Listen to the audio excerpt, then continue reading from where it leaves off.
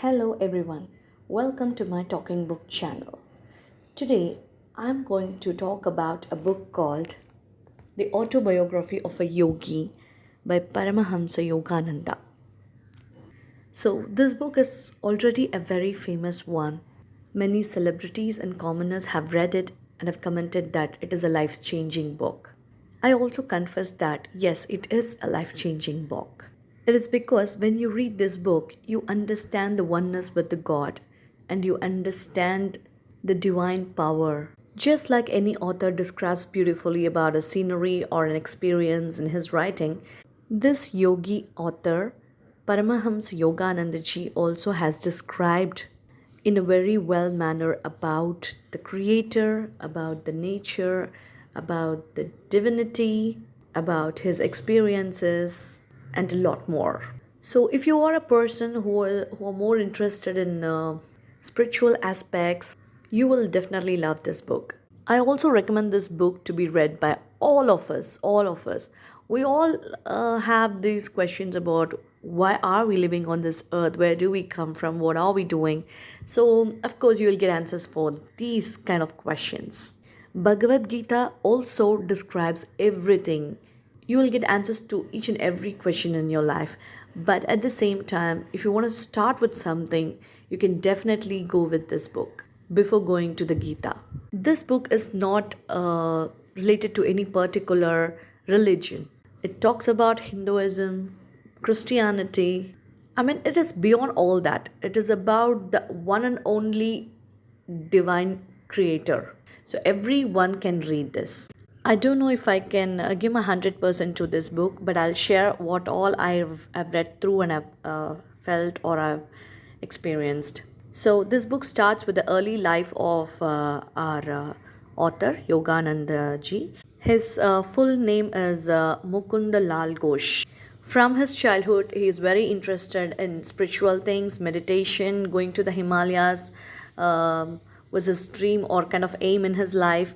And he is surrounded by his family who will be forcing him to study and take a career soon. He also says that he used to recollect some of his previous incarnation as a yogi in the Himalayas when he was an infant, and he could do nothing about it because he's an infant and just cry and be the care of his mother.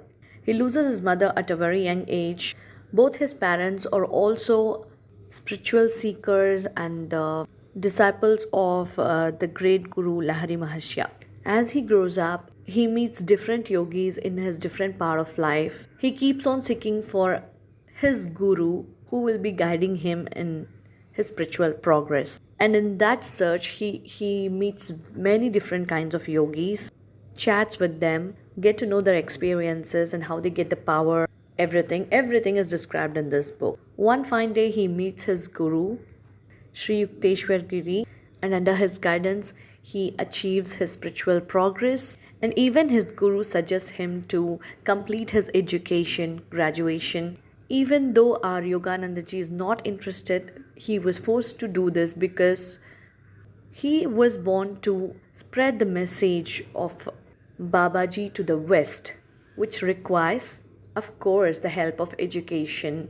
So his guru also suggests him to complete his graduation for that reason.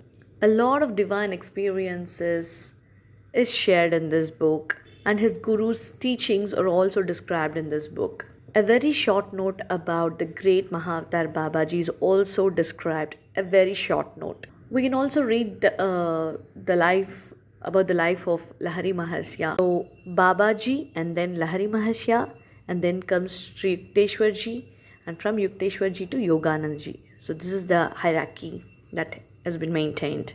I loved some of the highlights from this book. I would like to share with you all. So I'll read it through. The divine order arranges our future more wisely than any insurance company. This is so true, right? Here is another one. The world is full of uneasy believers in an outward security. Their bitter thoughts are like scars on their foreheads. The one who gave us air and milk from our first breath knows how to provide day by day for his devotees. Of course. Here's another one about medicines. Medicines have limitations. The creative life force has none. Believe that you shall be well and strong. I think this was the line said by Yukteswarji to Yoganandaji. This one is very nice. See, seeds of past karma cannot germinate if they are roasted in the divine fires of wisdom. Here's another highlight about science. Science thus remains in a perpetual flux, unable to reach finality, fit indeed to formulate the laws of an already existing and functioning cosmos, but powerless to detect the law framer and soul operator. Wow, right? So, this book talks about spirituality, of course, and also about science. And it really guides us in understanding the significance of being a spiritual seeker, why we should be so.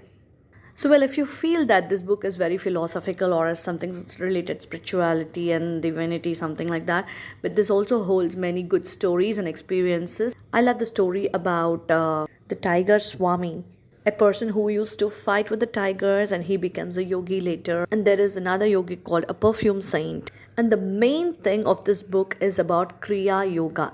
They say Kriya Yoga is nothing but a certain way of breathing technique during the meditation that will speeds up the process of self-realization or self-consciousness. It is an airplane route to the path of the god.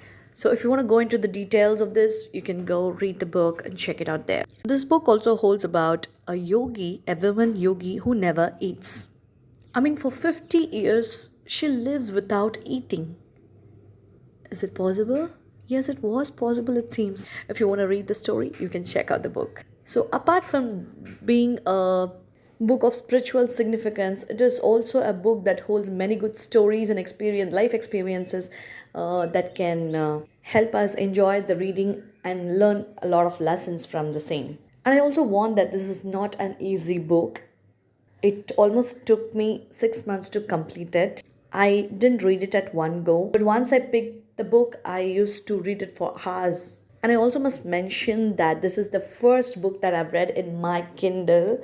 It was a good experience. I loved reading it in Kindle, but one thing that came to my mind was like, if it is a physical book, I would have finished it soon. Might be, maybe. Since it is on Kindle, I don't often open it and read. That's what I felt, but I think it's not true. I do not know. I have my second book now in Kindle to read, which is the Goat Days by Benjamin. I'll read that as well and share you my experience with that book. So yes, finally, this is such a great book. I know I have not fully or truly given everything that I've read in this book because it is a big, vast experience that I've gained with reading this book. So if you want to know the truth, if you want to feel what I felt, you have to yourself read this book. I also mentioned that if you can't read the book, you can listen to the audio book in all the different languages. I don't know how many languages they have transcribed it into, but it is available in all of the languages. Free audiobook is available on YouTube. You can definitely check it out. You will have a very good experience, and it'll definitely be a life changing experience for you when you read or listen to this book, this writing. Thanks to Yoganandaji for this great piece of art. Let's see if I have the blessing of reading his other books as well. I do not know. But yes, for now, I'll take leave and we'll get back with another great book. Till then, bye from the talking book.